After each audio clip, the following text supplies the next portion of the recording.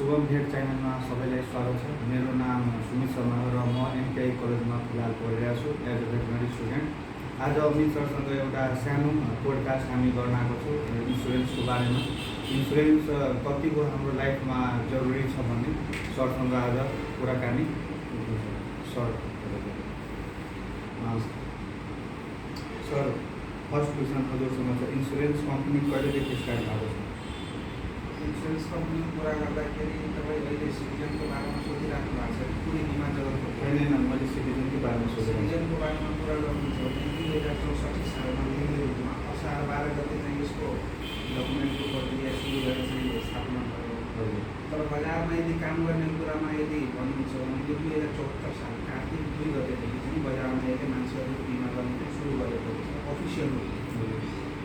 त्यही भएर अब यसको दुईवटा स्थापना नीति त 2064 साल असार 12 गते पनि गर्नुहुन्छ। तर विधिवत रूपमा चाहिँ बजारमा मार्केटिङ गर्ने काम गर्ने होइन सबै कुरा चाहिँ तपाईँले चाहिँ 74 साल कार्तिक 2 गतेदेखि। र सर यसको चेयरम्यानको नाम के छ? हाम्रो सिटिजन लाइफ इन्सुरेन्सको चेयरम्यानको नाम पृथ्वीचन्द्र पाण्डे हुनुहुन्छ। यो युगलमा सर गएको छ। यसको बारेमा अझै जानुहुन्छ भने हाम्रो सिन्धु सर प्रसाद पढेर हुनुहुन्छ, सिन्धु सर सन्धिमा हुनुहुन्छ, त्यस्तै सिनियर सरहरू पनि हाम्रो 4वटा हुनुहुन्छ। सबै बोर्ड अफ डाइरेक्टरहरूको बारेमा डिटेल पनि सिटिजन डिटेल जुन चाहिँ छ त्यहाँबाट तपाईँले मैले स्पष्ट दिन सक्नुहुन्छ। सर अनि सेकेन्ड जो छ टाइप अफ इन्सुरेन्स कतिवटा हुन्छ? यहाँ त पहिला हामी 2वटा भन्छौँ एउटा लाइफ इन्सुरेन्स एउटा नन लाइफ इन्सुरेन्स हुन्छ। अहिले चाहिँ हामी पढाउने बेलामा यहाँ क्वेसन पनि आइरहेको हुन्छ भने हामी 3 टाइप्स हुन्छ। Life insurance, non life insurance, अहिले इन्सुरेन्स पनि आएको हुन्छ। लाइफ इन्सुरेन्स भन्दाखेरि जहाँ मात्र वुमेन बडीको बिमा हुन्छ, मान्छेको मात्र बिमा भन्नु चाहिँ लाइफ इन्सुरेन्स होइन। नन लाइफमा मान्छे बाहेक जति पनि छ सबैको चाहिँ नन लाइफको बिमा हुन्छ। जस्तै तपाईँ मोटरको बिमा हेरिहाल्नुहोस् या गाई कृषिको बिमा हेर्नुहोस्, पाली नानीको बिमा हेर्नुहोस् होइन, भेहिकल्सहरूको 4 चक्का मोटरसाइकलहरूको बिमा हेर्नुहोस्, तपाईँको कतै कन्स्ट्रक्सनको कुराहरू पनि भइरहेको छ। त्यो सबै बिमा चाहिँ हाम्रो नन लाइफतिर पर्छ, जीवन बिमा अन्तर्गत पर्छ। र इन्सुरेन्सको कुरा गर्दाखेरि पुनः बिमाको कुरा गर्दाखेरि लाइफ इन्सुरेन्सको र नन लाइफ इन्सुरेन्स दुइटैको बिमा गर्ने कम्पनीहरूको चाहिँ इन्सुरेन्स हो। त्यसले हामीहरूले आफ्नो कम्पनीको पनि कति न कति बिमा गराएको दिएको छ र लाइफ इन्सुरेन्सको र नन लाइफ इन्सुरेन्सवालाहरू पनि आफ्नो बिमा कतै कतै गरेको हुन्छ। त्यो कम्पनी चाहिँ इन्सुरेन्स हुन्छ, पूर्ण बिमा कम्पनी हुन्छ। र अहिले भाषामा कुरा गर्दाखेरि बिमाको पनि बिमा गरिने कम्पनीले चाहिँ पूर्ण बिमा कम्पनी भन्ने गरेको त्यो हिसाबले पनि गरिएको हुन्छ। सर अनि यो प्राइभेट हो कि government company? Insurance company private limited नै हुन्छ। तर यो कुनै एक व्यक्तिको चाहिँ पनि हुँदैन। मेन हेर्नुहुन्छ भने यो हाम्रो मन्त्रालयसँग लिङ्कको कुरा गर्नुहुन्छ भने डाइरेक्ट अर्थ मन्त्रालयसँग लिङ्क हुन्छ। यो सबै बिमा कम्पनीहरू लाइफ हो, नन लाइफ हो या इन्सुरेन्स हो सबैको चाहिँ नियमन गर्ने होइन, नियन्त्रण गर्ने या रुलहरू बनाउने काम चाहिँ हाम्रो बिमा प्राधिकरणले गर्नुहुन्छ।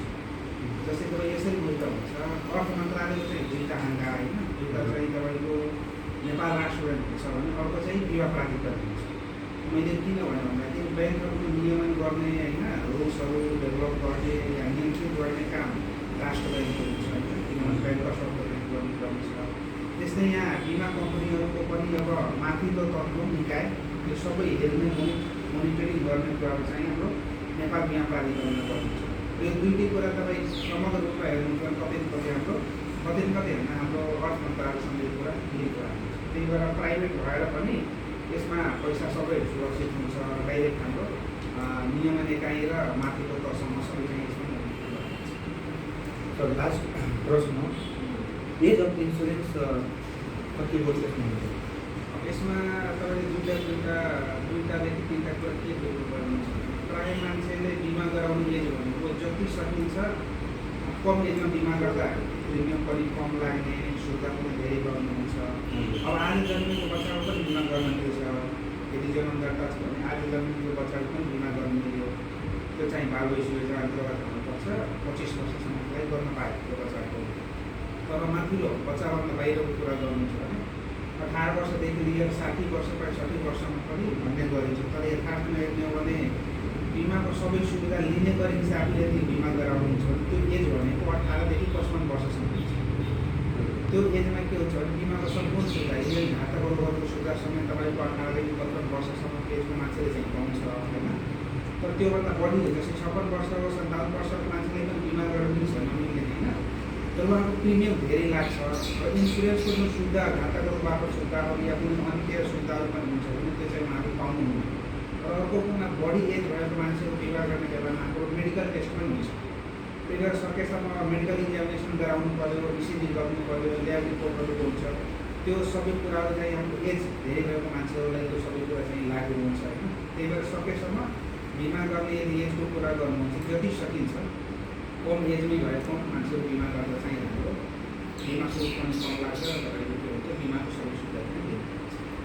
हजुरलाई धेरै धेरै धन्यवाद। हाम्रो कार्यक्रम अब यही अन्त हुन्छ। अमित सरले आफ्नो अमूल्य समय हामीले दिनुभयो, त्यसको लागि सरलाई एकदम बधाई छ। उहाँलाई पनि धन्यवाद। उहाँलाई आफ्नो युट्युब च्यानल मार्फतले यो सबै जानकारी नै सेयर गर्नुहुन्छ भने उहाँलाई पनि धन्यवाद।